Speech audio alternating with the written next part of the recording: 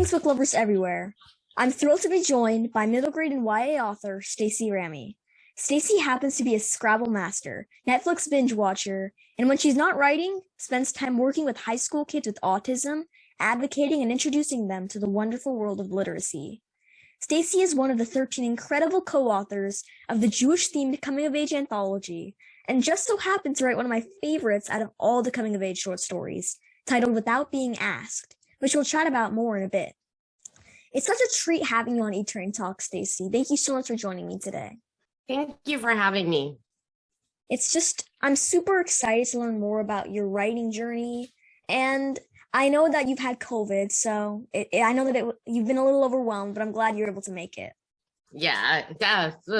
Vaccinated, boosted. Yeah. Still on, in bed for 2.5 weeks. So stuff is real. Stuff really is real. Stuff really is real. So without further delay, let's talk books. Sounds great. So your story, Without Being Asked, included such meaningful themes like teenage crushes, acceptance, and friendship. All the essential components that made for a really, really great page-turning middle grade read. And your story also happens to be one of the only ones set in the current times, in the present. I really enjoyed your contribution to coming of age, but before we dig into your story, will you share how you ended up involved in the anthology? Okay, so I happen to have really fantastic friends. That's been true my whole life. I've been very lucky. And I've also kind of aligned myself with people who feel similarly to me. So one of those friends was Jonathan Rosen, who was the editor, one of the editors for Coming of Age. And he and I have been in a critique group together for, I think, 12 years now. Wow.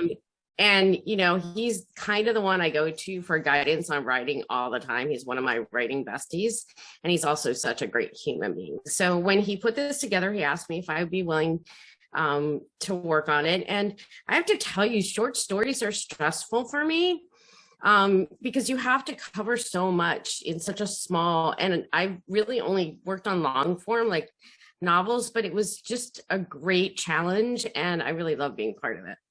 And you were certainly up for the task, writing Without Being Asked, which was probably one of my favorites. Even if short stories were a bit of a struggle, I know that all the readers really... My dogs like to weigh in. Yeah, that's such a great opinion. A dog, you're very smart.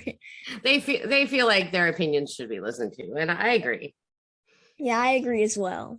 So one thing I found unique about Without Being Asked is that it compared to the other stories in the anthology, and compared to it, they were a little different. Like the two protagonists, they didn't have the same feelings for each other. One had a crush, and only after time went by was there any hope of their feelings being returned. Why did you decide to write your story featuring unrequited love? And what do you think Wolf and Steph would be doing now? Well, I'm not really sure what Wolf and Steph would be doing now, but I know they're in each other's lives in a meaningful way. And I think a lot of times that we when we find someone who's a kindred spirit, even if they're vastly different than we are, but they're interesting in other ways, and you just feel pulled to them for whatever reason, you don't want to let that go, right? And feelings can change. Feelings can start out as friendships and become more, or sometimes they just stay as friendships. And I kind of hate the word just there, because friends are the most important thing in the world. And it's just all about caring for each other and respecting each other and being there for each other. So that's really what I wanted to convey. So whether Steph and Wolfie in college now are, getting ready to get married, or, or go backpacking in Europe, or whatever their plans are, I know that they're going to be in their lives, each other's lives forever. Well, that's such a unique take, and I'm so glad to hear that you believe that the two characters will be friends, if not more than friends in the future, because they're really great protagonists, and I feel like despite their differences, they really make a great duo, and I'd love to read a full novel about their experiences together. And well, I may have to work on that. Yeah, I definitely like that. And as we've heard from the other coming of age authors, one of the main reasons Coming of Age was written was to combat anti Semitism, which, as a Jew myself, I find to be an extremely important message to send to readers of any age. But I'm wondering if there happens to be any other messages you're hoping your readers will take away from Coming of Age 13 B'NAI Mitzvah stories.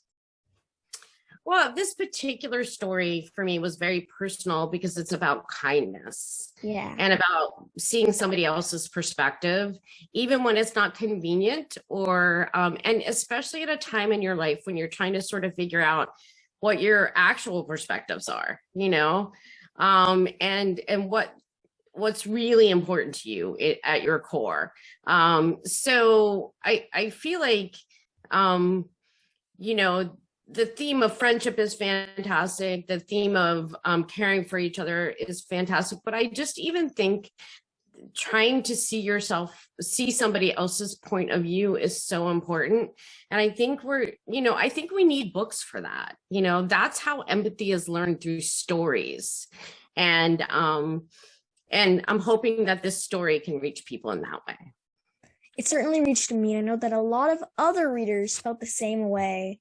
And that's such an inspiring theme. And I'm glad that you added that. All of the authors added that to Coming of Age. And I'm always interested in learning more about writers' experiences leading up to their work as an author, or just their work in the Coming of Age anthology. So I often ask people if there was anybody in your life, a parent, favorite author, role model, or somebody else, who really inspired you to pursue a writing career. Do you have anybody like that? Well, so I was one of those people who never knew what I wanted to do with my life. Mm-hmm. And it always sort of made me feel less than, because like people all around me knew what they wanted to do. Like one girl in second grade knew she wanted to be a historian. I was like, wow, that's like a bold thing to know. And she is one now. I don't really keep in touch with her, but this was her life goal, but I didn't have that. And I was good at school, but I wasn't really good at anything else, and it wasn't like my job to I wasn't driven to get straight A's. I wasn't driven to, the only thing I really loved was reading. And it never occurred to me that I could write. I have to be honest. I had a lot of teachers tell me along the way that I was a good writer, but I guess I didn't really believe that, because writers to me were like up here, with like librarians and stuff. But I will tell you that once I lived in a very small village in Maryland called Crofton, and there was a small library there that I went to all the time. And I took home a book that I guess the librarian didn't agree with a child my age reading. And she called my mother and told her about the book I took out. And my mom, all I heard was my mother's side of the conversation, but I knew what it was about. You can figure that stuff out, right? So she said, Stacie's allowed to read whatever she wants to read. And then she hung up and she said to me, don't let anybody ever tell you what to read or what to think. And that really stayed with me. My parents were a very strong presence in my life. I lost them both, unfortunately, 10 years ago. I miss them every single day. My mom's birthday was yesterday, actually. But just instilling that love of reading and the knowledge that I can be trusted with my decisions was just such an important part of my pathway to writing. That does sound like an important, really just inspiring moment in your life. Like you had an epiphany. I can read what I want. Maybe I can write what I want. And I think that moment, and I know that a lot of kids, we don't really know what we want to do when we grow up. And we hear our parents, people like that telling us that we're great at things. So we don't believe it because they're our parents or they're our teachers. They're supposed to say that. They're not supposed to make us feel bad about ourselves. So like having that moment, that trustworthy moment, like maybe I can do what I want. Maybe I am good at something. I think that really sticks, like that can stick out, that can stay with you for a long time. And I think that having that moment, I think that that's just really interesting. And I'm glad that you found that niche, like I'm going to be a writer or I'm going to be a reader and nobody can stop me. And now it's time for my final question, the question I ask all my guests. If you could be or meet any literary character, fictional or real, who would it be and why?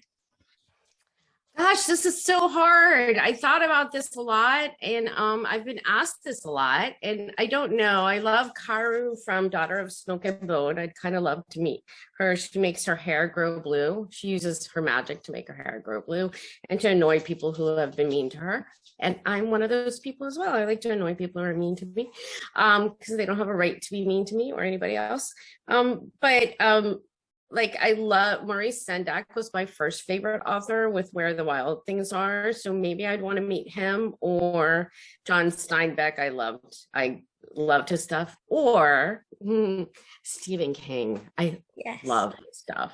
I read every summer. I reread Lisey's story in The Shining just to remind me it's summer and it's, time for fun. So anyway, yeah. So I know I didn't answer your question. And I know I hedged my way around it, but I'm going to stick with that answer. Yeah, you can't, nobody can really have one person that they want to meet. And just having that. The dogs apparently have people they want to meet, but they're across the canal. Yeah, I think the dog just doesn't want to hear me talk. No, the dogs are like, why aren't we being interviewed? We're the interesting people in this house. Yeah. So nobody can really have one person that they want to meet, and knowing multiple people, knowing who you want to meet is probably the best answer, because when I hear people, when they only have one person that they want to meet in response to my question, it gives me the kind of feel that maybe because they're kind of staying to code in a sense, but I like hearing people have multiple answers, because it really means that they are not going to stick to the question. And I never stick to questions, so I can really smart person. And I also think that, my answer probably changes daily. You know what I mean? Like today I'm in the mood to watch some scary movies. Tomorrow I'm in the mood to read something really deep and emotional, Yeah. And I reserve that right. Mm-hmm. I totally understand that. I 100% agree. And everybody, my guest today has been the wonderfully talented Stacie Ramey, author of such YA novels like The Sister Act and The Homecoming, as well as a co-author of the amazing, wonderful, magical Jewish middle grade themed coming of age anthology. Well, coming of age. Stacie, thanks so much for joining me today. Thanks for having me. Yeah, your answers to my questions were so inspiring and insightful, and I learned a lot more than I had ever really thought before this interview about the Coming of Age anthology. And it's just such a great experience. Every single interview, I learn a different take on the anthology, and it's just so great to hear different perspectives. That's kind of why I started the Coming of Age panel, not to combat anti-Semitism, and also to just teach others about the importance of looking at different perspectives, and kind of just understanding how to do an anthology. So learning more information is so key. And speaking of information, if you want to learn more about Stacie Ramey, be sure to go to stacieramybooks.com and also check out her Twitter page, link in the description for all of those links. And that's all, folks. As always, stay safe and happy reading.